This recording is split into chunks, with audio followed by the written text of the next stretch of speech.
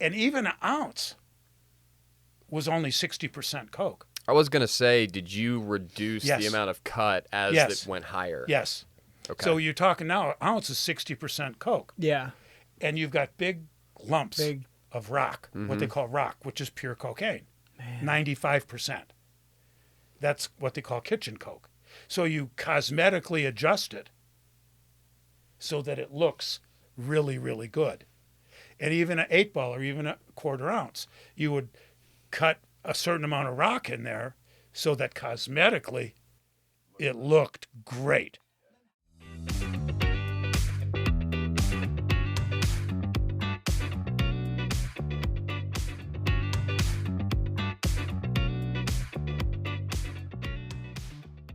Right. We have a special guest with us today that I am so grateful is here, and I've heard your story, but to interview you is an honor. We have John with us, who got sober when? November 18th, 1987. Which gives you how much time? 37 and a half years. It's almost as long as I've been alive. It's longer than I've been alive. That's insane. You've been sober longer than I've been alive. That is It's a great way to live. It is incredible. It is incredible. Yeah. So we're so excited to hear, how you grew up, the stuff you got into, what got you to the point you're at today, especially sitting at 37 years, and how you were able to stay there, right? How are you able to stay sober for that long, right? What's the magic? What's the trick? Whatever. But let's start with your childhood. How was childhood? Where were you born and raised? I was originally born on the southeast side of Detroit, Michigan, Oh, wow. in a lower income area where my family, I was the second oldest child. My family was the minority. My older brother and I learned how to fight very, very young. We learned how to get along, make excuses, manipulate, connive, so that we would not get in trouble. That's what we had to do in school and everything else. My father was gone most of the time. You being the minority, were you tested a lot because of that? Until we would beat their butt. Mm. And then it was... Then they'd leave us alone. It was over with. And then we become part of their group. Okay. And we would run with them. Okay. It was Detroit at that time was an extremely racist city. Wait, was is terrible. this during 60s? What era are we talking? 70s? Well, I was born in 1948, so this was in the early 50s. Okay, so yeah. Jeez. Yeah. Okay. Yeah. And my parents would move from one area to another area. It seemed like every time one of my two younger brothers were born, they moved once for my third brother, and then when the youngest one, they moved again. And they kept moving a little bit further away from where my older brother and I grew up until we were about 8 or 10, maybe 11. And then something really, really strange happened. They moved far out to a city called Westland. Where's that? It's on the far west side of Detroit. Okay. And that was the first single-dwelling home that I remember living in. Suburban neighborhood? Suburban neighborhood. Okay. We were now the majority. Vast majority. Busing at that time had gotten alive. I think I was 13. And the grade school that I was supposed to go to was full. So they sent us, they had at least 2 classrooms from a Catholic school. So my older brother and I went to this Catholic school. Really? God, that's for 2 years. complete culture shock, right? And I had no idea what Catholicism was all about or anything else, but I know that nuns, as short as they were, could pick somebody up my size, slap them up against the wall, dunk them on the head, and slap them across the face because they were saying bad words or doing things they weren't supposed to. Okay. So, and we walked in straight lines down the hallway, and yes, ma'am, no, ma'am. So they'd really hit you. Oh yeah, back, they would back hit in you. the day. Back then, It was a different era back corporal then. punishment was legal, and if you went to a public school, it was still legal. But in a private school, Didn't parents matter. were paying big money to send you there. And if the nuns wanted to slap you for swearing, they slapped you for swearing. Wow. So you That was are you a that. troublemaker when you get there? Because you come from complete opposite end of the world. I was, to give you an idea of if I was a troublemaker or not, we came from a completely different environment. Yes. We grew, my older brother and I. My younger brothers grew up more in that type of environment. But Fred and I, that's where we grew up, in the inner city of Detroit. And when we moved out to the suburbs, in the Catholic school we went for that short term, we got along. We were fine. But the kids that lived around our neighborhood, if they caused us any issue, well, if one of us couldn't beat their butt, both of us could. Yeah. And that's how it kind of worked. I mean, I remember when we first moved there, it was a brand new subdivision. They were putting windows in the basement. And I thought, I never saw a basement before, but I knew that if you threw a brick through the basement windows, the glass would hit the floor, and it was a really great sound. It is a good sound. It was a great sound. Yeah. And they caught me. No shit. Yeah, yeah. Needless to say, I did get my tail pounded for that. So when we moved into a regular school, I had second lunch period. My older brother had first lunch period, or I should say I had third lunch period. I was in lunch line. My mother gave us 35 cents. That's what lunch cost, a hot lunch. 35 cents back then. So this was a long, long time ago. Yeah, yeah. And with that, you also got milk. It was part of it. Yep. Just a little carton. Little carton. Yeah. But I only had 35 cents. And some big kid in ninth grade asked me to borrow 35 cents. Well, coming from where I had come from, if some big kid asked you for money and you gave it to him, you either gave it to him or you met him after school because him and his friends would come up and want to beat your butt. So I'm in the lunch line. He asked me for 35 cents. I knew that if I gave him my 35 cents, I was going to go hungry. Well, you're not eating, A. So I won't eat. And if I didn't give it to him, he was going to meet me after school with his buddies, and they were going to want to fight. So I decked him. Right there, in the lunch line. Right in the lunch line. And when he hit the ground, I started kicking him in the head. I won. Wow. That was my Sounds first day of junior high school. Way to make an impression. And I get to the principal's office. And the principal said, "What was I going to do? Why did I do that?" I go, "Because the guy was stealing my lunch money. And if I give it to him, I won't eat. And if I don't give it to him, then his friends are going to come and want to beat me up at the end of the day." He goes, No, that's not how it is here. I go, "Yeah, it is." And he goes, "Wow." He says, "That's the same thing your older brother told me first lunch period." Wow. We both He did the same both thing. He did the same same thing to somebody else. He was in the Wow. ninth grade. I was in the seventh grade. That's how we were raised until we got to the suburbs. Man. So that's just all you knew, and That's all we that's really what knew. you do. Somebody wanted to borrow money. If you had the money and they knew you had it, if you didn't give it to them and they were bigger and bigger or whatever, you were going to get beat up by them and their friends later. So you just started hitting, and it didn't matter what you had to do, you won. How long did it take for that to go away throughout junior high and high school? Like, when did you really stop, thinking like that? Because the principal obviously got it. He was like, okay, these two must have come from somewhere else. That kind of syndrome followed me way into adulthood. Really? Yeah. And that attitude, that It's either us or them. up or down attitude followed me through working for other people. I mean, I got fired from Ford Motor Company's computer department at a job that I got. One of my neighbors helped me get in there for fist fighting. This guy just loves to fight. Yeah. Are you a legend after this at school? No, I don't know. No, I don't think I was. I kept to myself. I didn't, I was talkative and outgoing and chit-chatty, much more than my older brother was. But I would not back down. and I used to like to fight. Right. I mean, I enjoyed it. Yeah, it gives you a rush, that It was a adrenaline physical that rush feeling. and everything else. Yeah.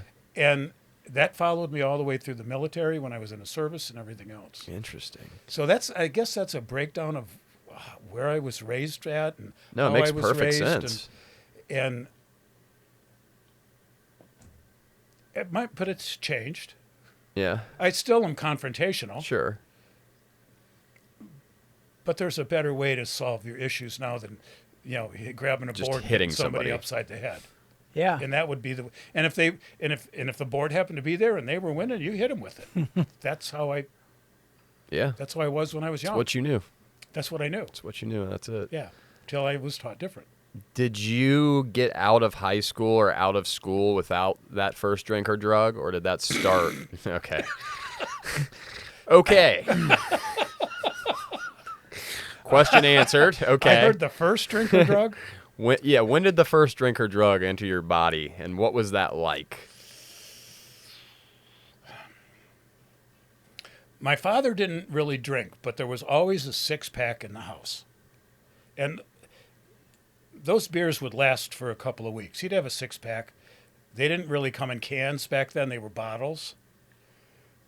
And he would send myself or my older brother, if he was out in the yard putzing or working or mowing the lawn, John, go get me a beer. And you'd go in and you'd open it up with the bottle opener. And I was maybe 6. Wow. Couple swigs. Couple swigs. And if he had 2, a couple more. Yeah. And if they had parties, they were social. They had a bottle of bourbon, a bottle of scotch, and a bottle of gin and a bottle of vodka in the house. And the levels on those bottles, which I never really realized till much, much later in life, they would never change. Almost never. They would have parties. People would come over. It would drop a little bit. Even their friends didn't drink a lot. But that was off limits. You didn't drink from the bottles. Sure. Until the first big party that they had, and I went around sipping everybody's glasses and got sick and puked. I was maybe 8 or 9. Wow. Yeah. Damn. The first, and that's, I think, I remember that's the first time all I remember is that I really loved the way it made me feel. Even though you got sick, Yes. you still love the way. I didn't know why I got sick. All I know is that before I got sick, I felt really wonderful. And it was kind of fun and laughing, and everything was funny, and it was great. And, Yeah, I good didn't know time. that the Good booze got time. me sick. I figured it was probably some of the food I'd been eating off of other people's Really? plates. You really believe that? Oh, You- yeah. You truly believe that? Well, I mean, not that you then didn't I know. did. You didn't Then I know. didn't know. So you just knew it was a great I would go experience, around and then you picking got food sick. off of people's plates. If they were moved around, you find a half a glass sitting somewhere. You drink it, and put it back. Mm-hmm. But that I didn't know I was getting drunk. I Right. didn't know what drunk was. I didn't know what drinking was. You're 8. I was 8. Jeez. Man. But the first time I went out to deliberately drink, it dawned on me a little bit later that maybe that these parties had something to do with the way I felt when I sipped out of those glasses before I got sick. And my buddies and I stole 3 bottles of sweet vermouth Oh. from one of their father's bars. Vermouth. Sweet vermouth. Vermouth. What you normally vermouth. make like mixed Mixed drinks, drinks with it, yeah. Martinis, Yeah, things like that. God. It's rather, it's got a great flavor still. It's weak though, right? I think it's 14% alcohol. Oh, is it really? Yeah, it's like a strong wine. I didn't know vermouth was 14%. I think you could look it Damn. up and see, but I think wasn't it's sure. 12. It's like a wine. Well, we opened the first bottle, it poured some glasses from it. There was 4 of us. They didn't like it. So I drank all 3 bottles. You didn't care. Wow. Yeah, It's a hell of an intro. yeah. I got drunk. You didn't give a shit because you just wanted the effect. I got really drunk. I didn't puke. And my friends made so much fun of me. Ah, And I didn't care. 3 bottles. That's I impressive. drank 3 bottles of sweet vermouth. And somehow, I think I was like 13. 14 years old, right in that area. And somehow my mother knew that I had gotten drunk the night before and made me burnt pancakes and burnt scrambled eggs for breakfast. So she was like, She's like messing with did she him. call you out, or did she just give you a shitty breakfast? She just gave me a shit. One of those like Yeah, unspoken. she knew. She knew that there was something wrong with John. Right. And it was probably I'd done some things I wasn't supposed to. Well, I didn't want to make my mother upset, and I didn't want to tell her I couldn't eat that stuff because I was hungover and it was going to make me sick. So I ate it and told her I had the flu after I threw up. That was my first drunk. Okay. That was in junior high school. It was right after we moved out to the suburbs. And I loved the way it felt so much from that point on. Whenever I had the opportunity to get alcohol, I would get it. Yeah. I learned that I could take a couple of shots or a couple big pulls out of those bottles up in the cupboard and put water back in them. The old water. I was going to ask about Which that. I did. Yeah. Which I did, and they never knew. They didn't. They really didn't know. And that's what I did. Every couple of weeks, John was out getting drunk. And you're what, 8, 9, 10? No, at that time I was like 14. 14 14 years old. Okay. At 16, I got a job in a grocery store. Were you in high school? Did you go to school? Yeah. Okay. Yeah, I went to school. So, I okay, I'm graduated. just- okay, I graduated. so- I hated school. All right. But I graduated. But you got a job while you were in school. Yeah, Okay. I got a job. I had a job in a grocery store. I worked part-time, and I was a stock boy. And they didn't have cameras there then. Oh I man, bet they didn't. No, they had no cameras back then. perfect for an Yeah, alcoholic. fucking Yeah. Yeah. Perfect for any And, criminal. and one of the stock boys' jobs was to make sure that when the people brought the bottles back, because there was a deposit on bottles, is you took all the bottles, and which from beer and soda pop and everything. The beer bottles had to go into the right cases of beer. They just couldn't go into anything. Miller had to go to Miller and Pabst to Pabst and so on and so forth. The bottles you could just put in a big bin. And then they went outside where the beer trucks would pick them up. Well, who would know if that case was full of beer or not? Because the beer and the empty on the inside, when you were staging it, were right next to each other. Yeah. The extra. So I got really, really good at filling those cases up with real beer. Just doing the old switcheroo. And then my friends would come by And and grab pick up the and grab up bottles. the full ones and leave. And then bring them back then I'd meet them later and we would get drunk. So you had like a streamlined Oh, system. it worked great. And then I quit that job because shortly before they took inventory and I would have got fired. And I worked at a United Shirts store. Okay. And our assistant manager, the afternoon manager, I should say, I'm trying to think of the drug that we would go buy. They would sell it to us because we were old enough then, but they would sell us the script for him. And he had the script from 3 different drugstores. Like a benzodiazepine Like Quaaludes? or like It was some type of upper. Quaaludes or It was like some type of- Adderall, Ritalin, or some kind of upper. Yeah, it was an upper or downer, one maybe Christmas, like Christmas trees. Okay. Like Dexedrine or something like that. Okay. And we would go get him his extra Dex. No, it was Cosinil. Cosidine and Cosinil, the little pills. Back then, they were 10% codeine. Oh boy. And you could buy it over the counter. They were over the counter. They had codeine and they were uppers, so it was like a speedball. No, it was this one was the uppers. Oh, okay. And the codeine, he would do both. Okay. But the Fuck Cosinil was a cough syrup, which was 10% codeine at that time. Man. At our age, we could buy it if we signed for it. Over the counter. At 16. Jesus. At 16, they'd sell it to you if you signed for it.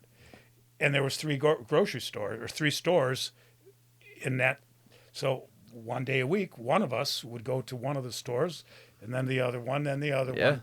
And our job specifically was to get him his codeine, his uppers, and he would buy us our booze. Dang. Okay.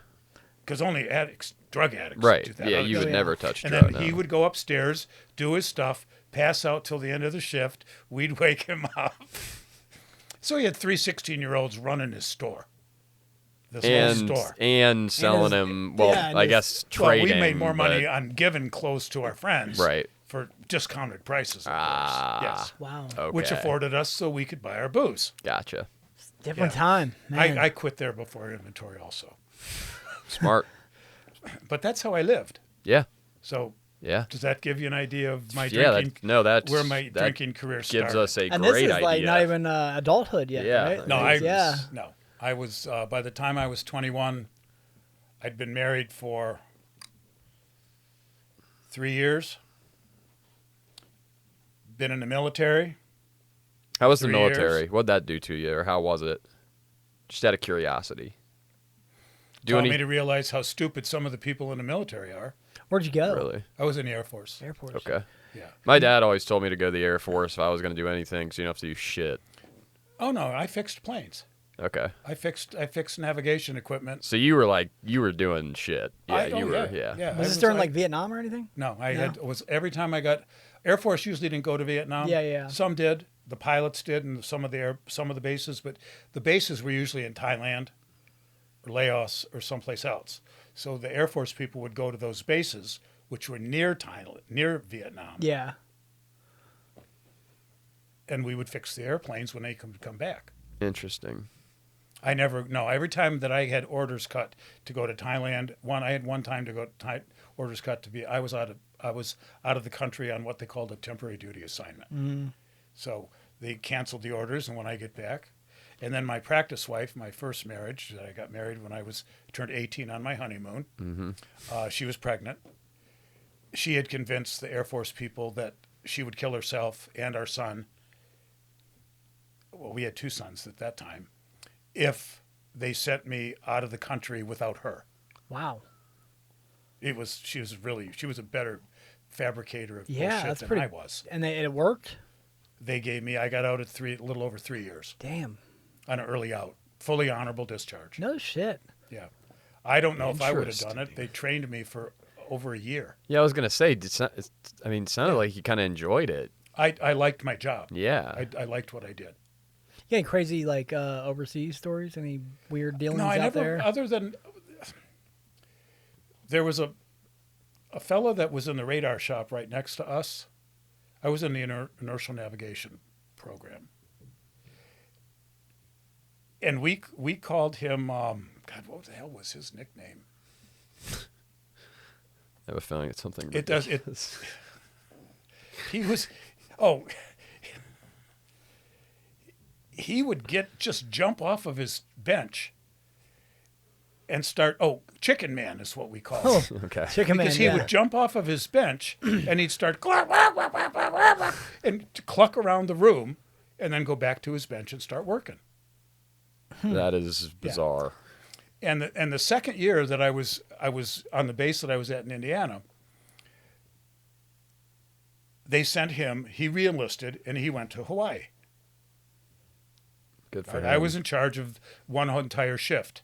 I'd only been in for 2 years, 1 year of training. Yep. And I was in charge of 15 people as buck sergeant, which was, I had people with much more rank that were You were cross-trained. much lower down the totem pole. But they put me in charge because I was so good at fixing the equipment.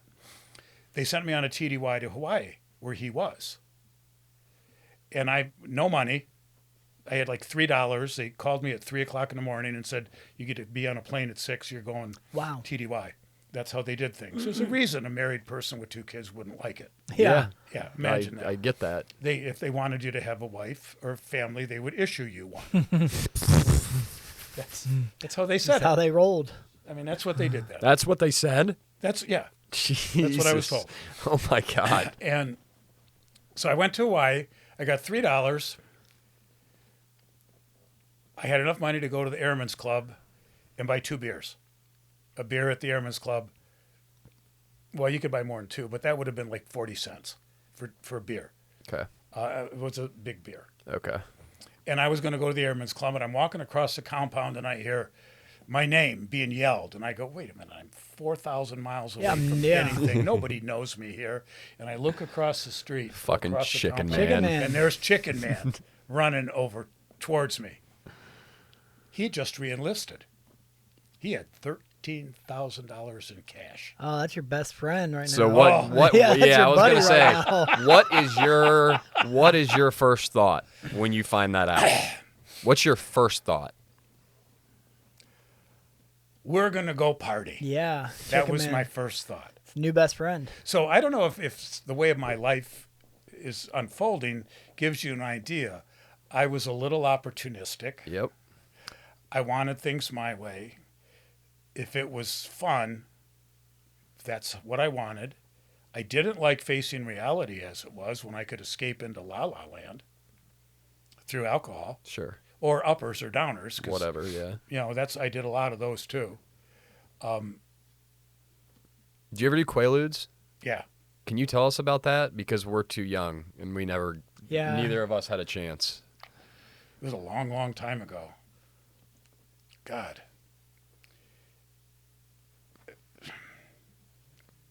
I know, Yeah, it's like, you just lose touch with reality. Really? Yeah, and laugh and joke. And, it's a tranquilizer, right? yeah, Is that what it is? And then but if you mix it with booze, it works fine. Okay, cool. And then, so Chicken Man, why, anybody ever ask him why the fuck he got up and just did a random, Who cared? I mean, like, what's that about, man? well, once he got to Hawaii, it didn't fucking matter. No one. That's because the directions and the way that the military came down yeah. was basically the expression was called chicken shit. Oh, okay. Just got so much crap that they're giving you to do for absolutely seemingly no reasons, and it was just Okay. crap. Yeah. You know, And that's where the name kind of... that's kind of where the name Where it came came from. So from. he would. So he's just gotcha. acting I like got his you. role. Okay. Yeah. Yeah. Now, That makes sense. I didn't know if he had Tourette's or. Yeah, and that's kind of what he did, and that's the second set of orders that came down. I was in Thule, Greenland, and there is a beautiful, big busted woman behind every tree in Thule, Greenland. Really? Yes. And keep that in Greenland, mind. The only ironically thing enough, that's in is Greenland not is green. ice and snow. Yeah, that's what I was going to There's say. no women there. There's no trees there Man, unless they're inside of a they really building. bamboozled you there. Well, no, it's a joke. Oh, It's just- okay. It's the Damn way it. we talk about it. He's But just yeah, saying so I inside was the out building. every time I was gone. I had orders that had just come down. They canceled the orders, and in the meantime, then my practice wife decided that Yeah, time to come home, basically. she said, well, she was living with me then. She was staying in Indiana where my permanent base was. Right. But I would come back, and then she said, I'm not having this anymore, and went to see the base shrinks and You're convinced out. them, and they said, well, we're not going to send you overseas or do anything else because Well- rather than waste the thousands and thousands of dollars that they spent training me to do a job I really liked, they said, well, we'll just discharge him. So they gave me an early out. Honorable was nothing I did. Honorable discharge, full benefits, everything else. And then we went back to Michigan. You resent her for that? Pardon? Do you resent her for getting you out? No, not really, not anymore. Back Did then, you? Yeah. at one time I did, yeah. She was just as crazy as I was. You know, if there was, and we both drank, and she smoked a lot more weed than me. I didn't like smoking dope. But in the military, you drink. You know, Yeah. she could smoke dope, but I couldn't. Yeah. You know, they caught you smoking dope, they threw you out. Oh, yeah. They just dishonorable discharge. You could drink all you want. You could be drunk and stupid and that's fine. You could get arrested. Yeah. They'll drive you home or drive you back to your Yeah. barracks Yeah. or whatever. Yeah. Well, no, they'd leave you in jail for the next morning, but Right. then in town. Okay. But then they'd come get you, and then they'd give you Article 15s and other things, but nothing ever happened unless you really did something stupid when you were drunk. Once you got out of the military, what changed? I mean, I know there's more to your story. I know at some point you cross a line from alcohol to another substance. And where you leave the military, what happens? I got out of the military, and I got a job working for American Machine and Foundry, At that time, I was fixing tire retreading equipment and bowling ball drilling equipment. It's a random Special, occupation. but American AMF made both sets of equipment Oh, okay. and bowling alleys. If you look on, it'll say Yeah, AMF. Yeah, Yeah. AMF. All right, I'll be the damned. pin setters and all that. Yeah. So I got trained to do that job. It didn't pay squat, but it was a really nice title. And I had a territory of Lower Michigan and Upper Indiana, and part of Ohio, a little bit of that. So I would, and nobody had been in my territory for almost a year. So I got a year trained, and I got thrown into a territory that was falling apart. And in 6 or 8 months, got it all running smooth and everything was good. Back together. And I drank, okay? But you had to see each one of your customers at least once a quarter. So what I would do is I would schedule all my customer calls that were in the same week. So you just go do the For do the the ones loop that were out of town. real quick and then be done with it. And I'd go up and I'd do the ones up in Upper Michigan and I'd do the whole, and then that gave me 2 months where I would have to only go on emergency calls. How often did that happen? Not too often. Not if you Exactly, fixed yeah. it right. They would happen, but not very often. And then you run up, fix it, and you're done. So I got a job driving a truck in the air freight industry. Another industry, transportation, people drink and drug. I know about that one. That's They do. reassuring. And I fit right in. And I don't think I'd really crossed the line. I could stop drinking it up for a long time. I could stop. I loved getting high. I loved getting drunk. But I could stop whenever I wanted. Those guys, because I was a broker, and Yeah. I'd have some drivers that would crank like 1,000 miles plus a day, and I'm like, yep, you're on something. Yeah, they were. Yeah, And and those are my favorite too. They were My fucking job awesome. was to arrange to get product from point A to point B at all time and date specific. Mm-hmm. The most aggravating, high-priced part of transportation that you could do. High pressure too. And that's what I did. And I loved it. And I got trained by two alcoholics. They Great. taught me a lot. But I would meet them afterwards at the bars. Because they would close the office, they go to the bars. There's so much drinking in that John would industry. finish it up. Oh my god. Drop all the freight at the airlines and everything else, meet them at the bars. And my first wife had no sense of humor whatsoever. When I would come in at 12, 1 o'clock in the morning, half fucked up 3 or 4 nights a week. She didn't think that was funny. She didn't get it. She didn't think it was funny at all. We had 2 more kids by then. Okay. So we got married when I was 18 on our honeymoon. Boy, oh boy. By the time I was 23, 22, we had 4 kids. At 23. I had 4 kids. No wonder you drank. And one that didn't live.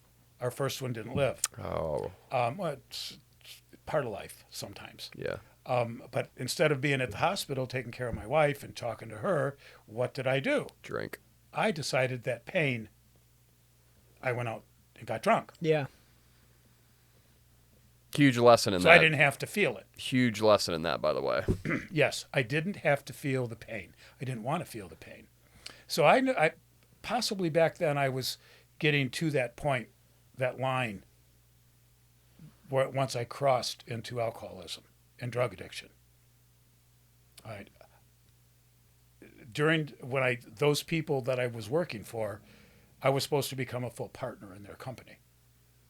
They owed me about $16,000 in back commissions because I worked on a percentage. Yeah.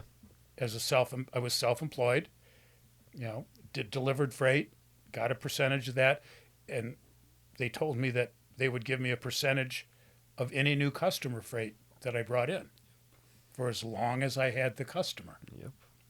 Well, pretty soon I was making more money in my sales commissions than I was off of my delivering of freight. Mm-hmm. So I bought another vehicle,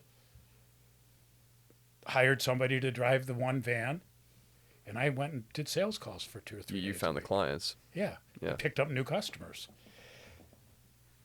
And then somebody came in They drank and drugged and partied so much that they brought in somebody with a ton of money as a partner that had more trucks because they wanted to expand instead of me. Mm-hmm. And I told them, you owe me 16 grand. Which back then, that was a lot. Fuck That's a yeah. lot. That of was money. a lot of money. Hell yeah. I mean, it would be 70, 80,000 Yeah. today. At least. Man. And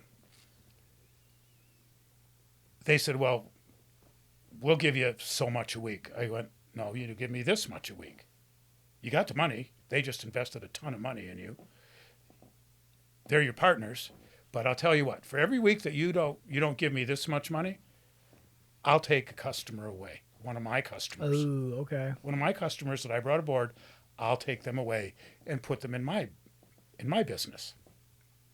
They knew I knew how to move the freight because they taught me how to do it. Was there like a non-compete or No, anything they back? didn't have No, non-competes back no then. non-competes There back was no then. such thing as a So it was non-compete just back then. wild, wild Oh, yeah, west. Wild West. Oh yes. fuck! You sound like me because that's exactly what I would have done.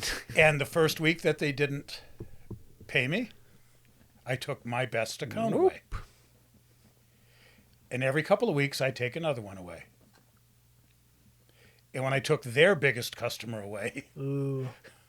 because I'd taken all mine, they wrote a check for the whole amount, Did they? Good for you. for the rest that they owed me. Man. And now I had some money, and I could move out of my closet, which was where my office was, in my bedroom closet. Literally in your bedroom closet? In my bedroom closet on a card table. Wow. Why is that? Because I only had $35 when I opened up my company. Okay. Jeez. Originally, and that's where we ran it. It had moved out of the bedroom closet into the den, so I had two offices, one Okay. in the den and one in the bedroom closet. Then I started hiring employees, and I built that company up. over the years. Successful. Yeah. And as it built, it was all about me. Look how wonderful John is. Look how great John is. And as I got better and had more free time and would travel more around the country and other places, somewhere in there I crossed that magical line of alcoholism. Period. I don't know when. I don't know how. But it happened. Some people are born as alcoholics. Mm-hmm. And the first time they drink, they're off to La La Land. Mm-hmm. Mine came different. Snuck in there. And I had no idea. I had no idea what an alcoholic was. I wasn't, other than I could see other people that were alcoholic, but they were idiots and it certainly Yeah. didn't affect They're me. morons. They're morons. Look They're how stupid. smart I am. Look Yeah, how you're- smart I am. Look how wonderful my company is. Yeah. Look how wonderful. I got money. I got a house. I got 4 kids. I'm buying stuff. I pay people. My tax. I only owe the government 70 grand, but so what? You know? Right? I'm still I doing didn't pay all right. my taxes quite on time. So that's kind of the way it went. And I decided I wanted to get minority business. Now, what does that mean exactly? There was laws back then that the big automotive companies and huge companies like Burroughs, or IBM, Burroughs became is no longer, I forget who they became Unisys, I believe. Chevy, Jeep, Fords. They had to give a percentage of their business to a minority owned company. Okay. All right, and it was a very racist area back then. So when I opened up, got bigger, when I actually went off on my own, I put 52% of the company, my company, in my first wife's name. Was she a minority?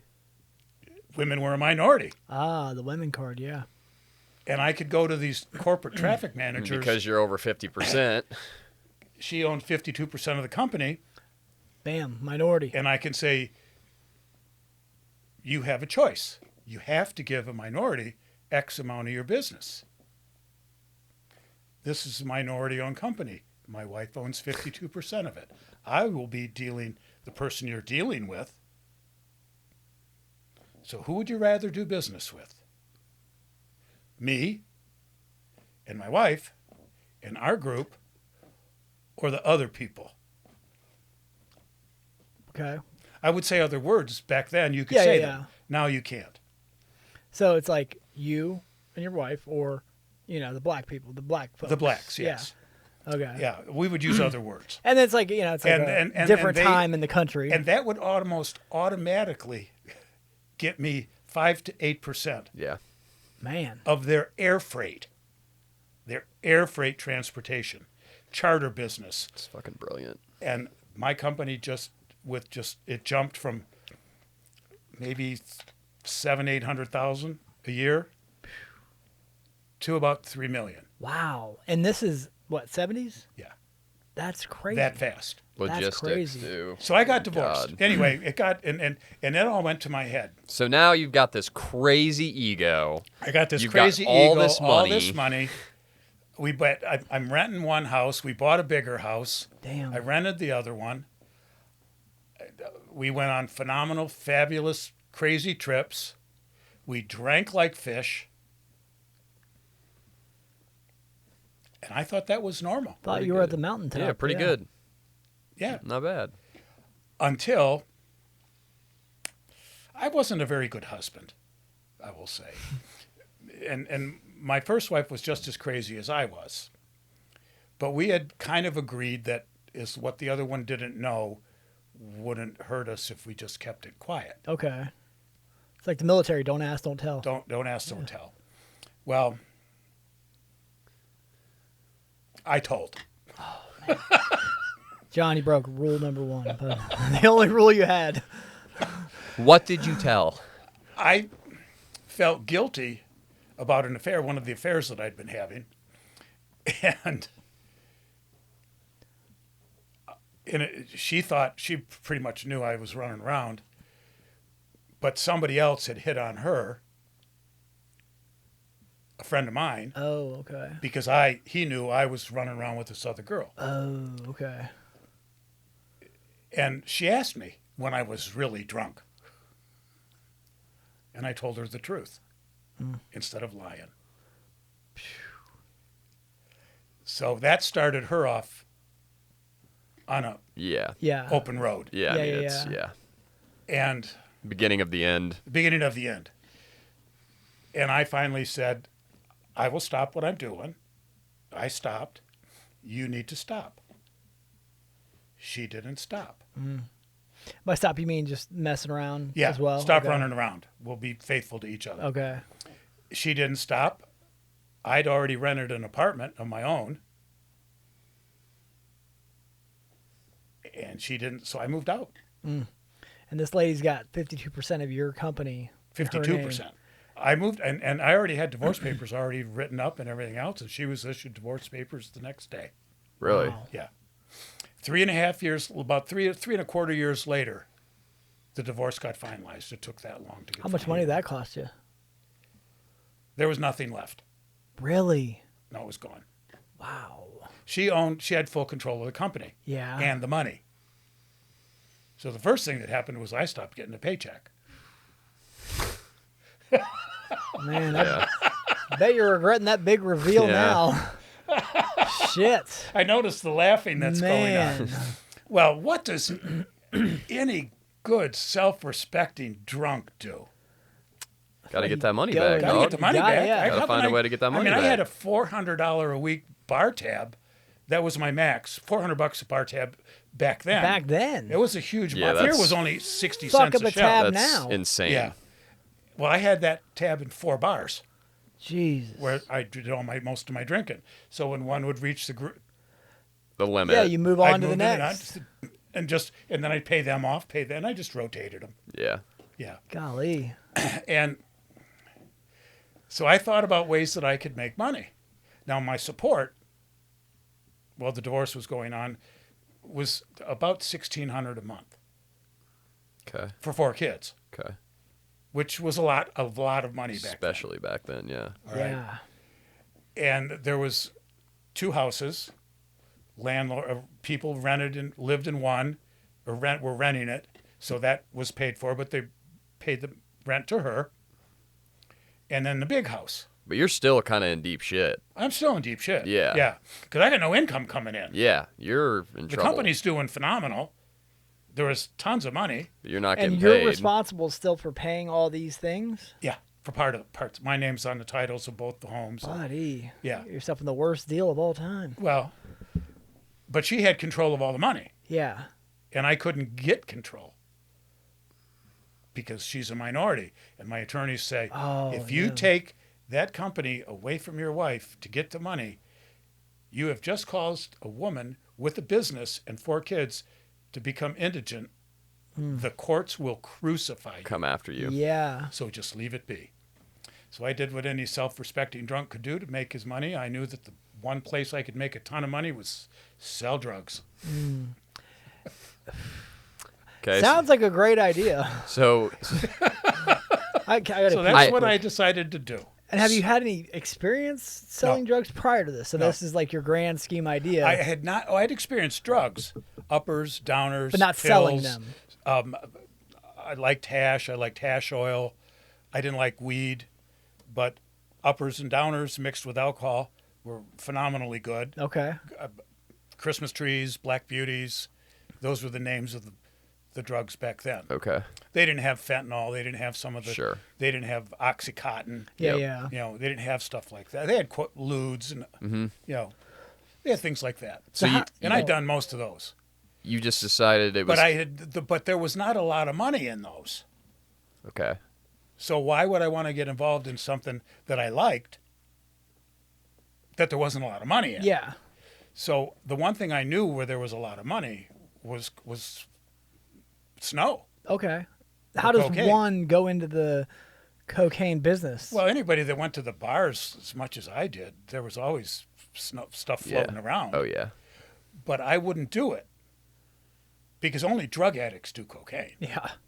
You know, and yeah, I'd smoked some heroin, Yeah, yeah. Definitely not a drug addict though. but I wouldn't shoot it Yeah. because only drug addicts use needles. Amen. I'd smoke some opium, you know, but I wouldn't do cocaine because I knew how stupid people got when they were doing coke. It's expensive. But to sell it, so I had some friends that were pretty deep into the industry, and I went into business, and I bought, I think it was a pound, Of coke. my first buy. Golly. They taught me how to cut it. They taught me what to use. Yeah, tell us about that, the cut and what you used. Most people, when they think about doing snow or doing coke, is they get a numb, which is usually the nose, Yeah, the the upper gums, lip, face. the just- face gets numb. That's caused by the cut. It's not the coke. That's caused by either pseudocane or procaine, which is a cut. They're softer. Those two cuts are soft. And pseudocane is kind of a sweet taste. So if it tastes kind of sweet, it's probably pseudocane. Okay. Procaine's a little bit not quite the same. Now there's another one which is called manite, which is B12, Okay. but it's highly crystallized. And unless it's triple ground, it will cut Fuck out of your nose. the inside of your nose. Wow. Okay. And coke by itself is crystal, and it should be ground before it's added to your cut. And back then, a gram of coke was 10 to 15% cocaine. That's it. That's it. I don't know what Wow. it is now. Wow. Probably way less than that. Probably That's less. gotta Or they're probably using way something less else. than It's that. got to be And less. so if you're taking, and it's sold for $100, For That's what? what An 8-ball? a gram. A gram. Okay. A gram of coke sold for $100. Jesus. And it was let's say high end, 15%. Let's make it 10. Math makes it easier. That means you used 10 grams, No, you used 1 gram of coke to make 10 grams, one gram Of things sellable coke. cocaine. Gotcha. Yeah. Yes. Yeah. Wow. So you were making 10 times Yeah. your money. So Markup game. It's costing you $100 to make a gram Yeah. with your cut and your coke, and you're selling it for $1,000. It's 1,000% profit. That's crazy. So the guys in the bars, they're selling grams, They're not selling 8 balls. They're not selling quarter ounces, half ounces. I decided that I was not going to sell grams. I was only going to sell 8 balls and above. Or eighth of an ounce, quarter ounce, half ounce, a full ounce. And if I remember correctly, an 8 ball was $350, and I would only sell that to my friends. A quarter ounce was, I believe, $475. A half ounce was like $700. Man. An ounce was $1,600, $1,800. And even an ounce was only 60% Coke. I was going to say, did you reduce Yes. the amount of cut as Yes. it went higher? Yes. Okay. So you're talking now, an ounce is 60% Coke. Yeah. And you've got big lumps Big. of rock, what they call rock, which is pure cocaine. Man. 95%. That's what they call kitchen Coke. So you cosmetically adjust it so that it looks really, really good.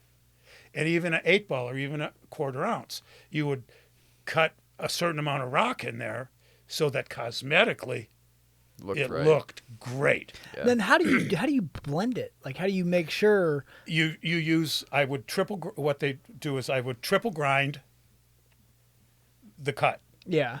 all right, which makes it fine. Now the Coke and the cut, they stick together when you mix them together. Okay. So I would take the cut. Let's say I'm going to do.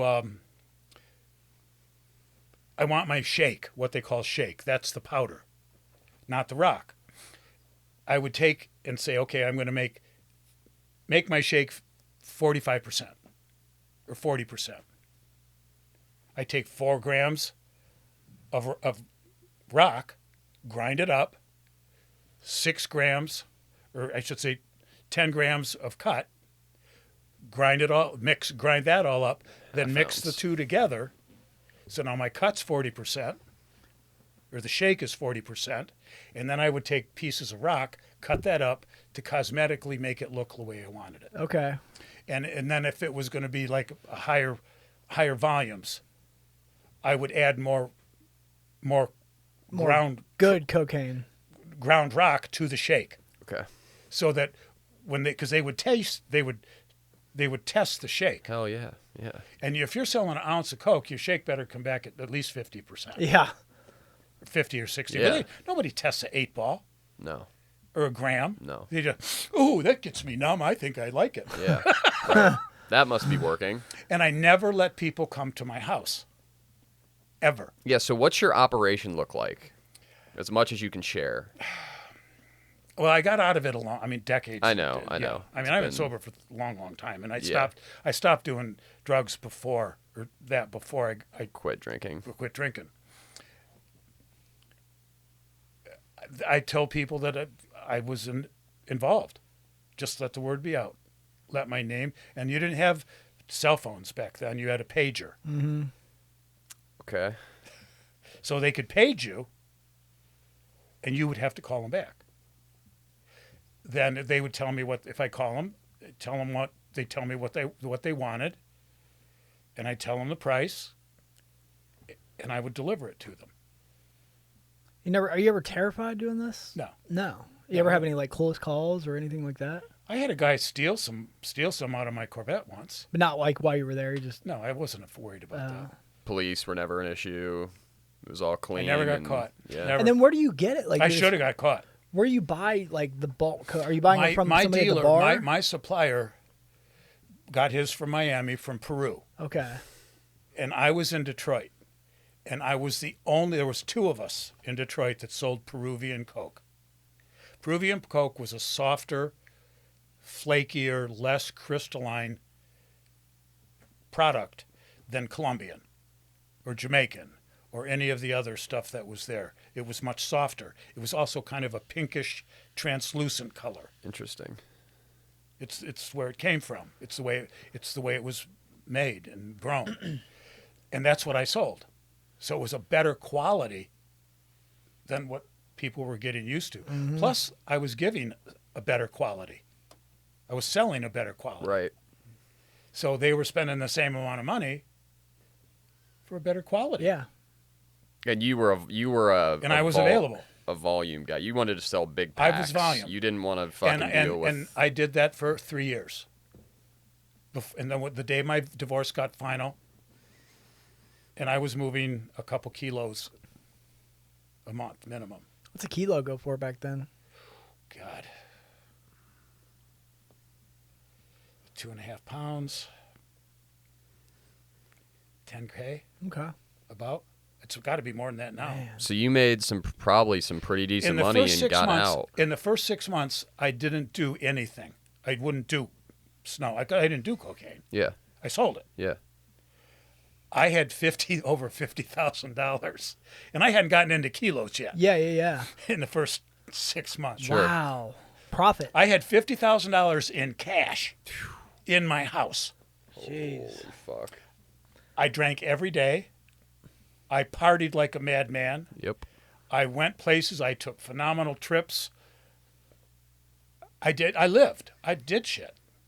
Do you think that people? Then I started doing it. Yeah. 3.5 years later, when I got out of it, That's when you picked her up. the money was gone. And you started using it.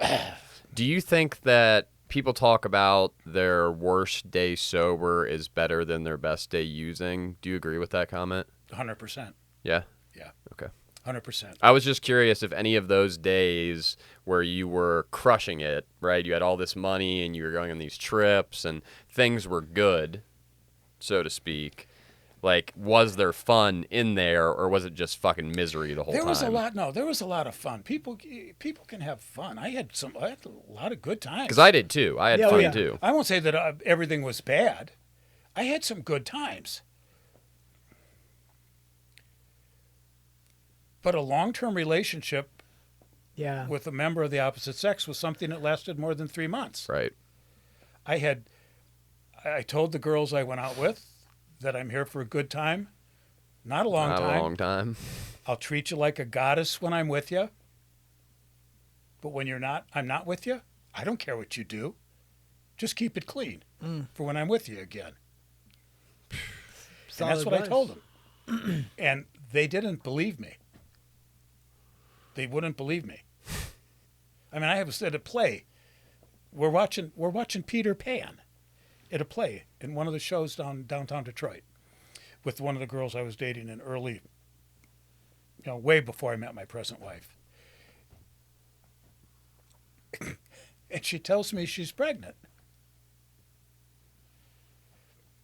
And I went, shh, be quiet, watch the play. Captain Hook's about to come out. Shh, watch the play. Well, no, I never told her that I'd had a vasectomy after my first marriage. Man. Oh. The miraculous conception. We had our fourth child. So 2 months later, after the baby was born, I'd had a vasectomy. I'd been shooting blanks for years. Man. I never told her that. So that shit didn't matter. I didn't care if she Yeah, was Shit didn't pregnant. fucking matter. Congratulations. She kept it clean when she was with me. Man. Holy shit. So we're in the play, and finally she goes, "Oh, John, you don't understand. It's yours." I went, "I've been sterile for 7 years. It's not my kid. I've had a vasectomy. I'm shooting blanks. I don't care who the father is. It's not mine. not- Shut up and watch the Yeah. play." Some respect for Peter Pan, for crying out loud. I won't grow up. That's such a I'd good never grow up. that's Peter Pan was my idol. such a Yeah. good story. God, that's a good story. She got married. They're still married, as far as I know. Baby dad, Damn. I don't know. just a guy. Just yeah. whoever. Just he some- did- it could have been it somebody didn't else that involve was John, tapping so her. he didn't give a No, shit. who knows? Yeah, Fuck he it. didn't I care. didn't care. And so does that answer your question? Yes, Yeah, it yeah. does. It does. It does. So you did the drug thing for 3 years. You made some money, which was your goal, right? My divorce got final. Yep, which was also I went back part into of your goal. business. Great. When I went back into business, I stopped selling coke. Good. Okay. So you Immediately. did the smart thing. You went in and Retired. said, "I'm gonna sell cocaine." You made your money, and then you got the fuck out before you went to prison. Yeah. Which very, Well, I should have gone very, to prison. very few I should people have do. gone to prison. The person that I gave that business to didn't do, and I told him this is how you do it. And I gave my customer list, told all my customers, here's the person that's going to be handling this. I'm no longer involved. I'm out of it. Did you get busted? 4 months later, he got busted. He was selling grams in a bar. He didn't He listen. got 5 years. 5 years. He went to prison for 5 years before they Damn. let him out for good behavior. Damn. Wow. That could have been me. Yeah. Should have been. Yeah, Me. Should have been you. It Yeah. should have been. Should have It been. wasn't. I was 100%. very, very lucky. Damn. That was many, many decades ago. So then you start picking up blow. You're drinking. Things are getting worse and worse and worse. Obviously, Yeah. you don't know this, but sobriety is coming nearer and nearer and nearer. I had no idea. Walk us to the road. Walk us all the way up till you say, okay, I There gotta was- fucking do something. I stopped doing the snow.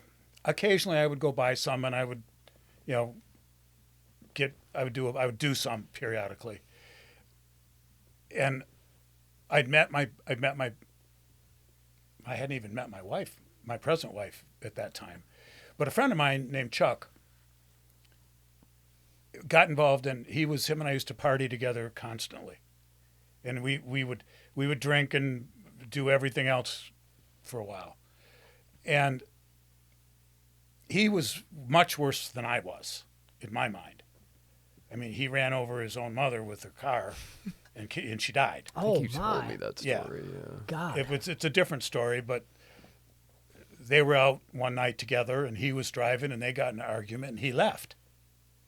She stayed, got half in the bag. He got trashed, came back to get her, decided I shouldn't leave my mother at the bar. Came back to get her. She'd already was walking down the street, and as he's driving home to see where she was, he ran her over. Wow, that's Oh, crazy And coincidence. He didn't get put in jail for running into his mother. He got put in jail for breaking into the courthouse, which was across the street from the apartments where he ran over his mother. Wow. Nobody in the apartments would let him use their phone. So they tried to break into the courthouse. to use So the he phone. broke into the courthouse to use their payphone to call an ambulance. Wow. And they arrested him for charged him for that? breaking into the courthouse in Romulus, Michigan. Wow. And she died. He got sober. He went into a recovery program. And he called me up to ask me, John, you want to see where I got sober? Now, when we'd start our nights out, when Chuck and I would start our nights out, we'd go into one of the bars, and it was a 16-ounce Bumba of beer. But first, you'd put a shot glass in the bottom, or a rocks glass in it. Fill the rocks glass up with one kind of liquor.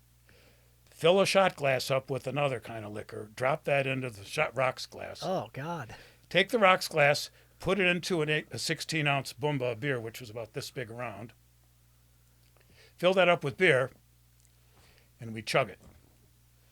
That sounds It's like terrible. it's like a Jaeger It's like bomb. That was how we Irish car bomb. That's how we started the night. Now, after a couple of those, then you'd switch to your normal, whatever your normal. That just fired you off. Yeah. Get you right. And he was an alcoholic. I wasn't, No. but he was. But he got sober. And he called me up one day and said, John, you want to see where I got sober? And I went, sure, Chuck. I'll be happy to. So I went with him and listened and watched. And I wanted nothing to do with what any of those people had or what they were saying.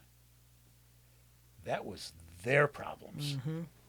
It wasn't mine. Right.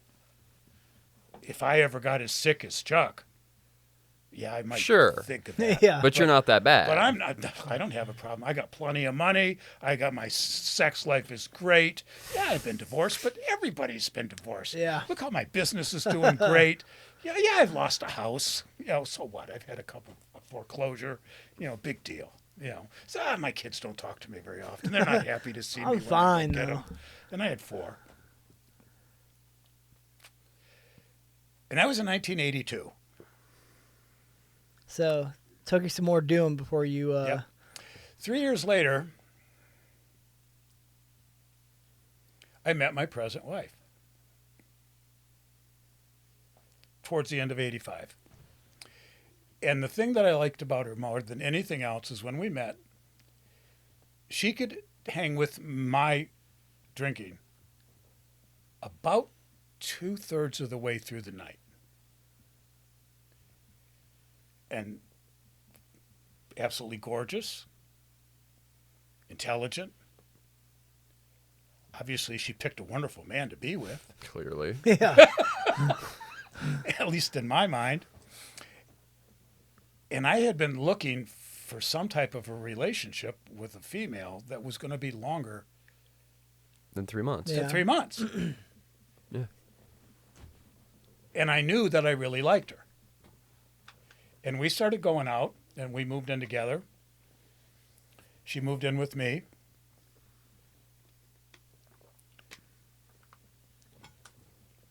And then she stopped drinking.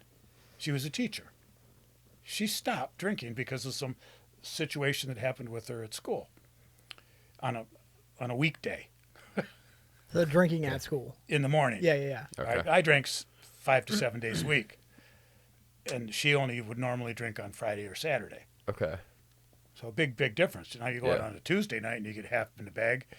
Wednesday morning there, the blackboard might not look so Yeah. steady. Right. And basically one of her students said, Mrs. Y, you smell like beer. Wow. Damn. What grade did she teach? She taught high school. Oh Okay. boy, yeah. So they might know so what they beer knew. They smells know what like. beer they smells know. like. Yeah. And business education. Okay. So she told me about that, and she goes, John, I can't be doing this anymore. I might go out Friday night. And then one of her girlfriends was going to Al-Anon. Okay. Unbeknownst to me, she started going to Al-Anon and stopped drinking. So she's learning things about She's the learning disease things of about stuff. alcoholism. And she and- stopped drinking. And that lie that an alcoholic or somebody with alcoholism tells themselves, and I told myself this lie for decades, I can stop drinking and using whenever I want. Yeah. That's what I believed. It had nothing to do with Chuck.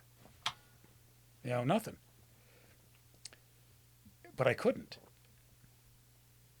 I could not stop. Couldn't figure it out. I didn't understand it. I didn't know anything about Well, and you had so many recovery. answers before and everything. yeah. You know what I Life mean? was good. I It's like, still what, had What money. the fuck? Why is this? Why can't I figure it out? Exactly.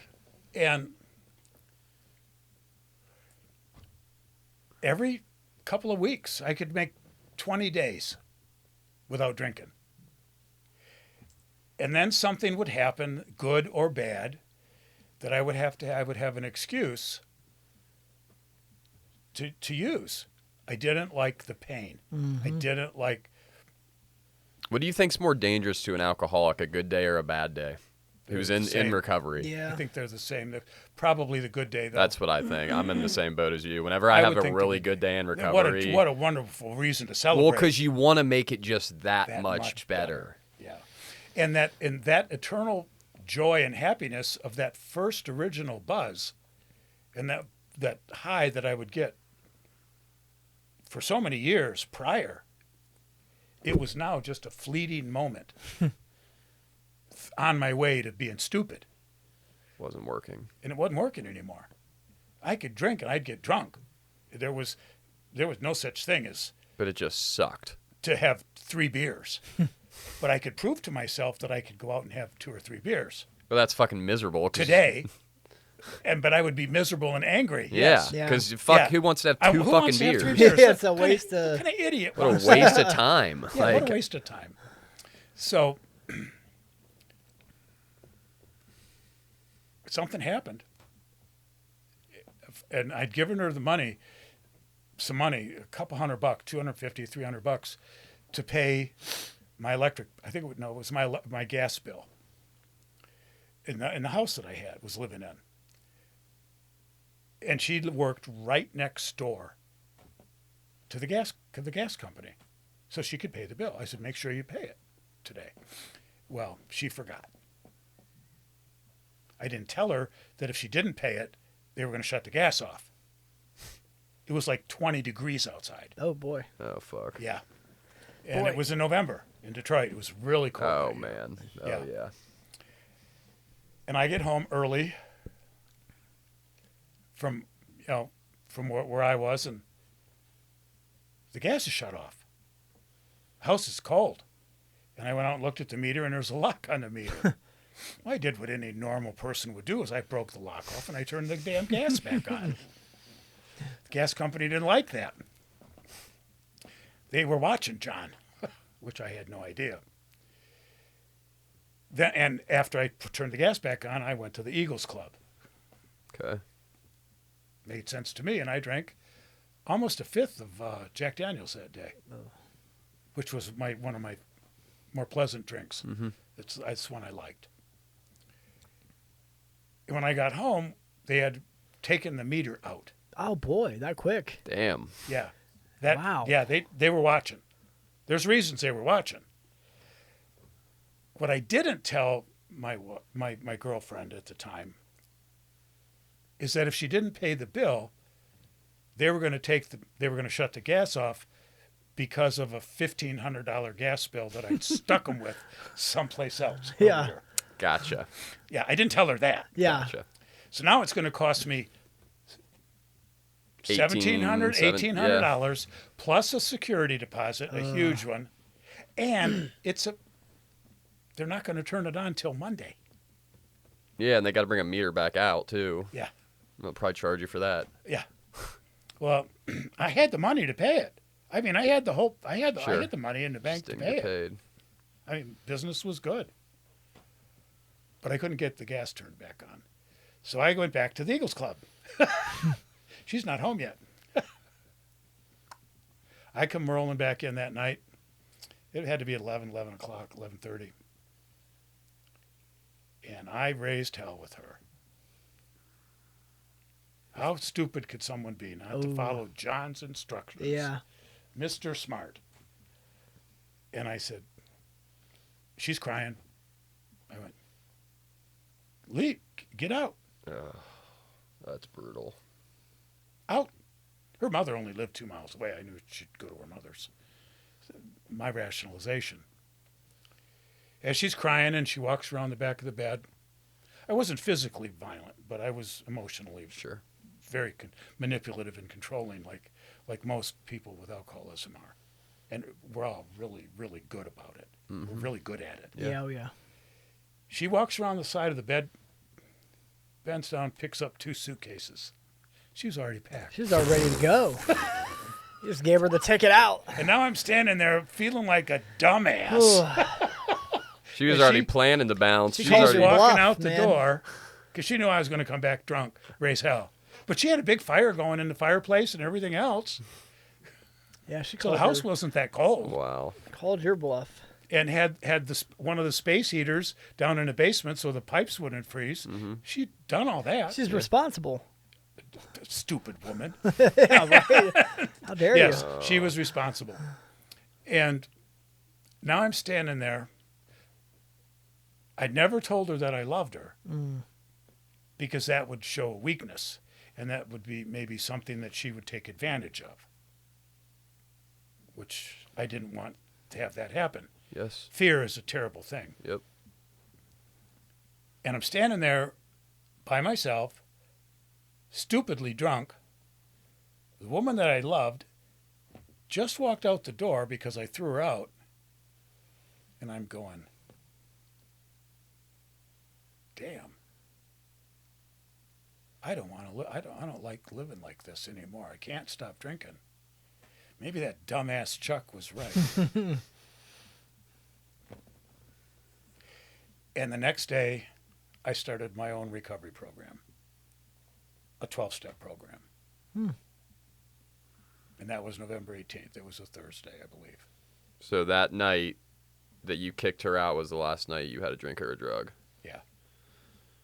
And from It's there, been 37 and a half years. Wow.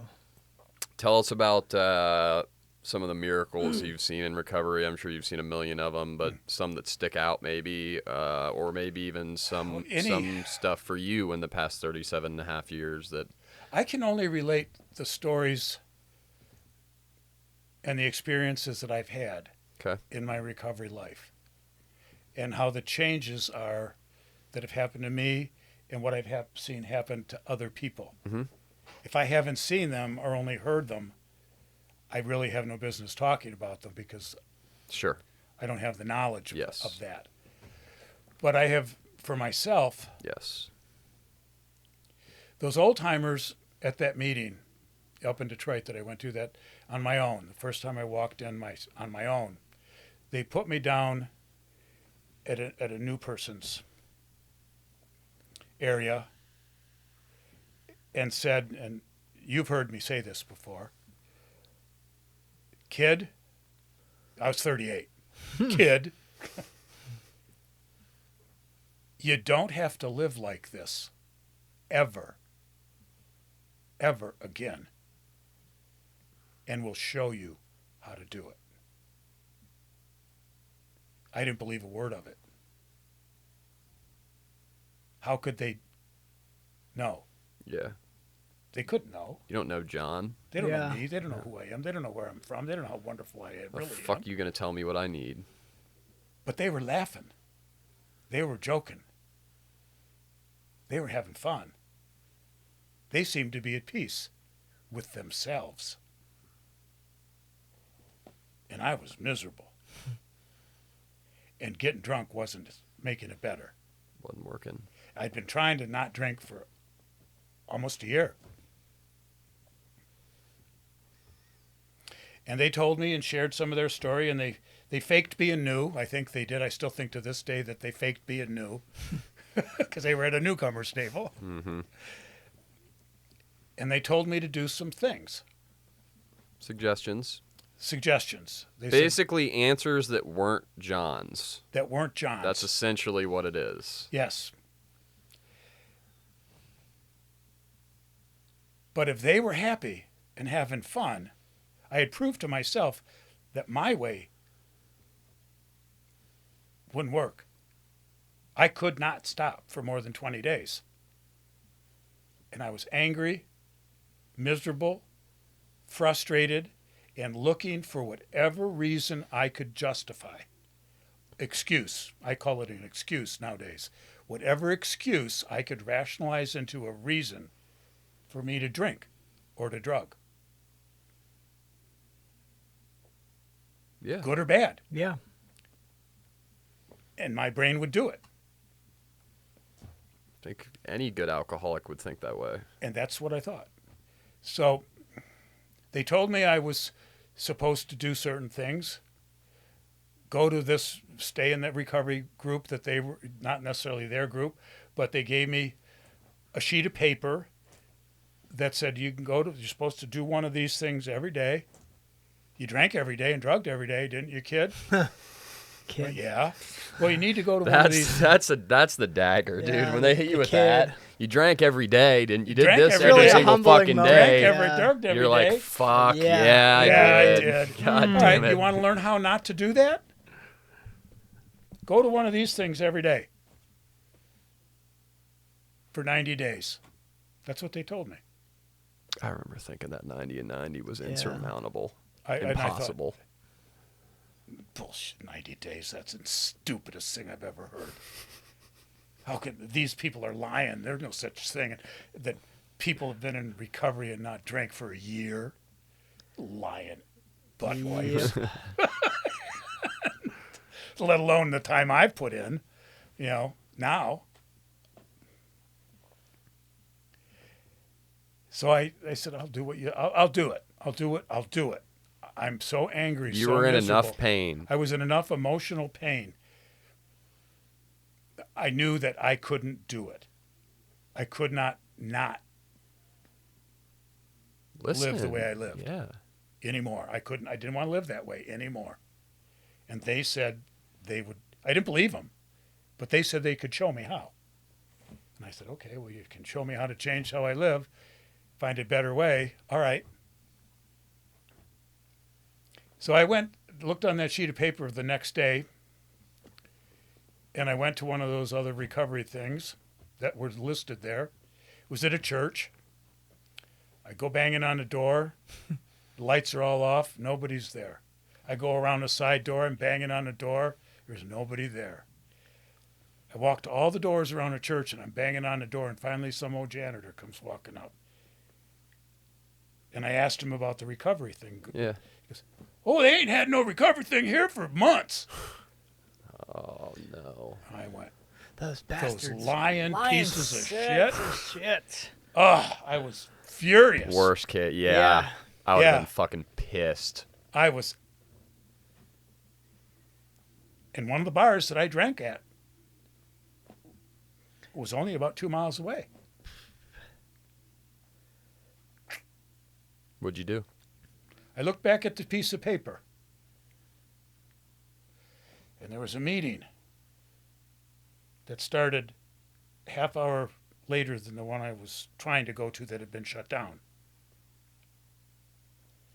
That I knew I could get there right around the time it was supposed to start. Props to you for that, by the way. Yeah. I'll go to that. I'll go there.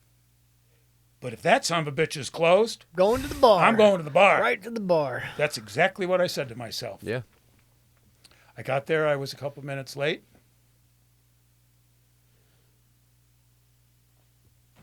Walked in. I got welcomed.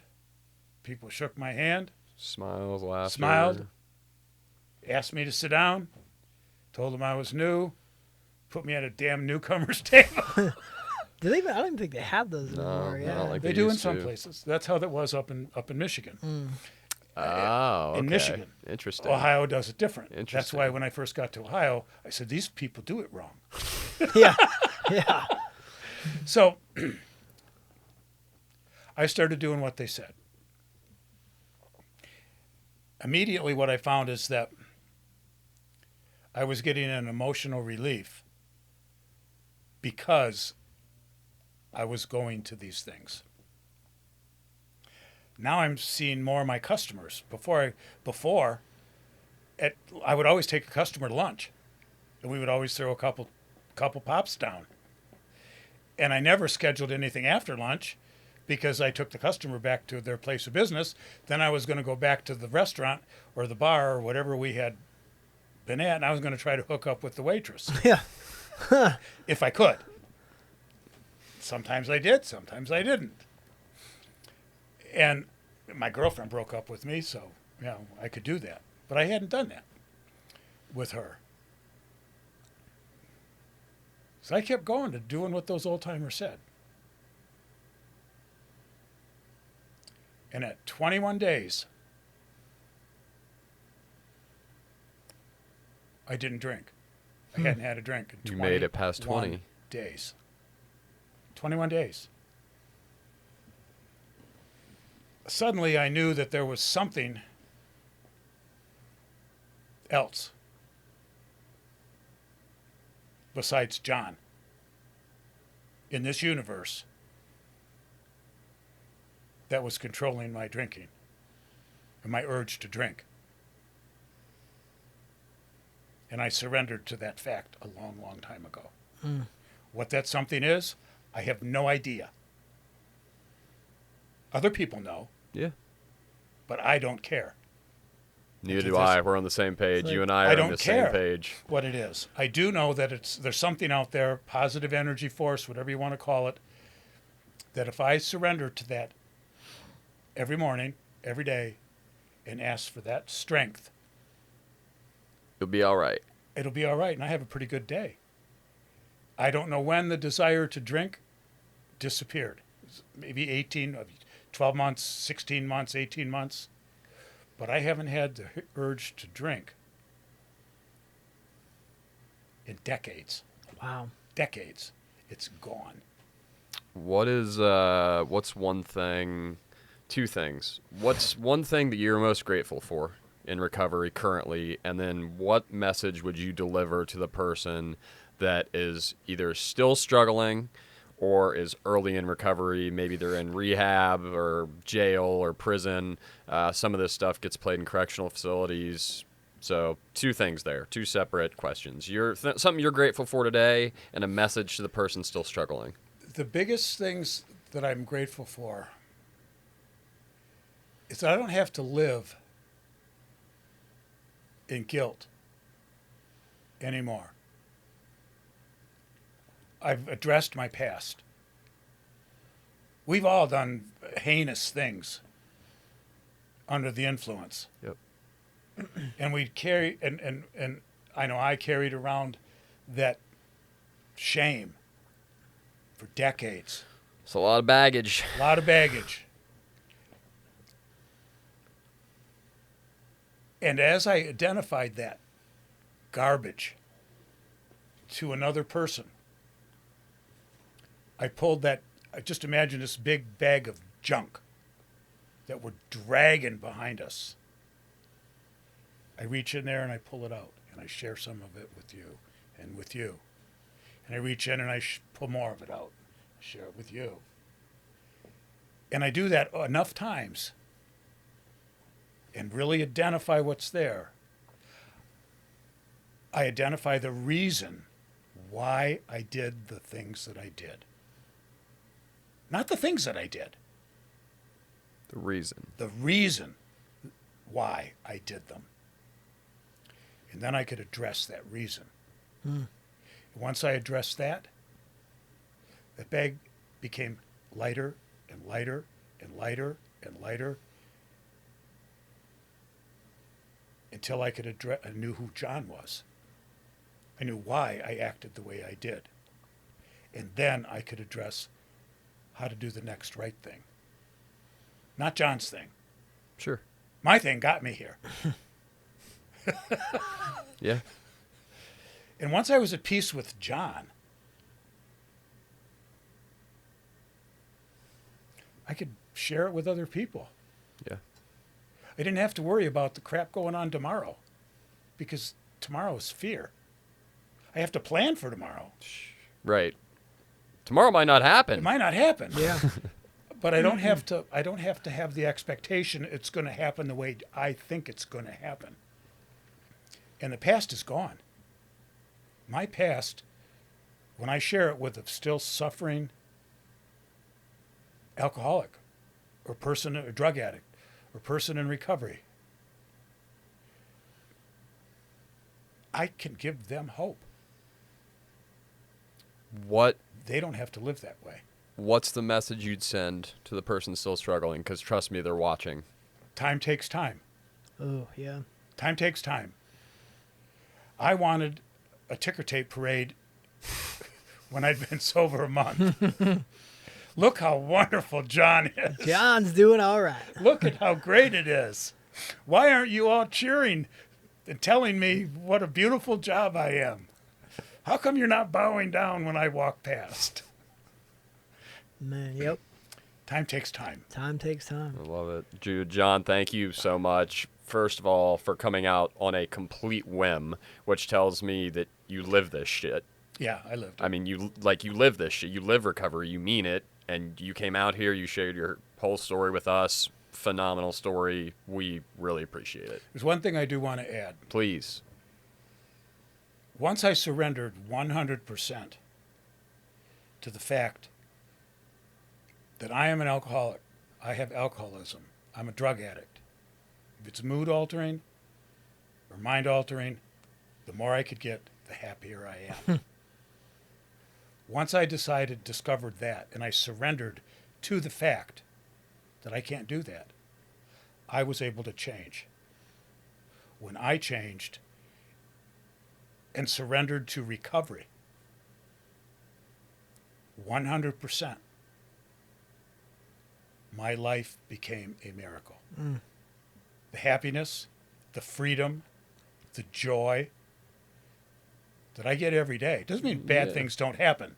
Some things, bad things happen. But I don't have to drink or drug over them anymore. No. I can find something positive from every experience, good and bad. And you nowadays. live too. You're big on like living in I recovery live. too. I have- You're not if like I'm- some people. No, if I'm not having fun in my recovery and in my life, yeah.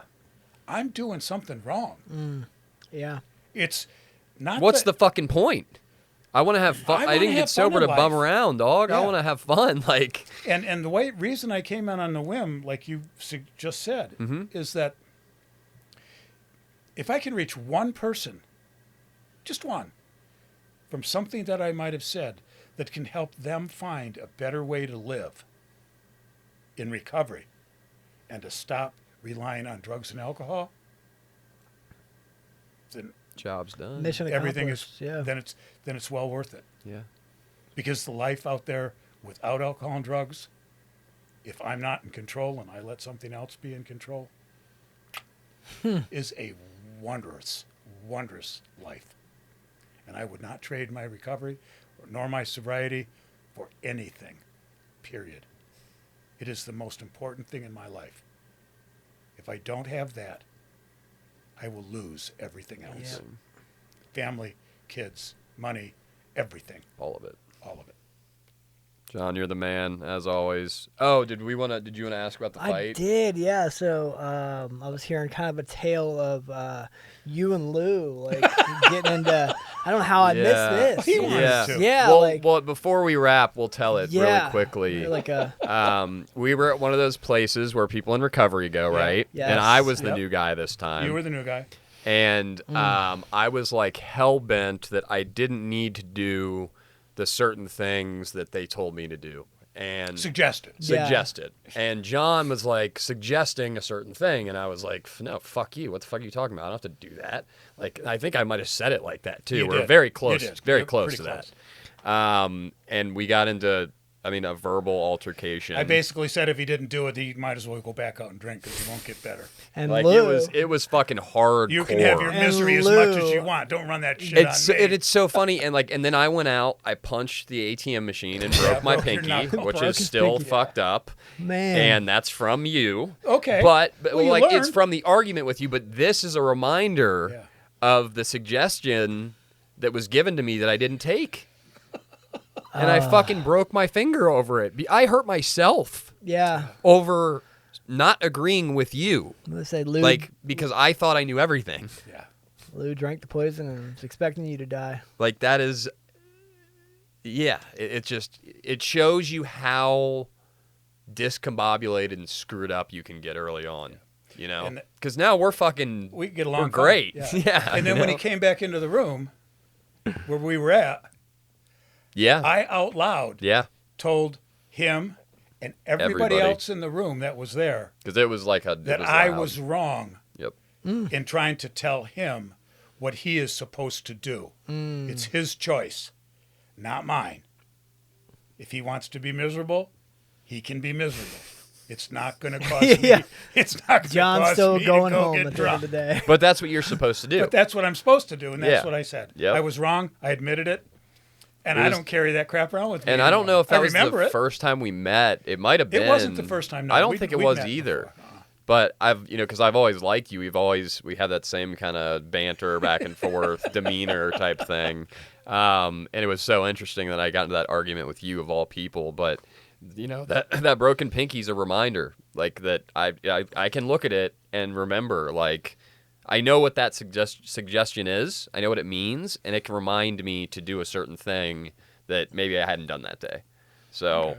Props to you for telling me Thank how you. it is. That's why I hung out with guys like you. How's the ATM afterwards? Everybody Oh, check on the ATM it- machine.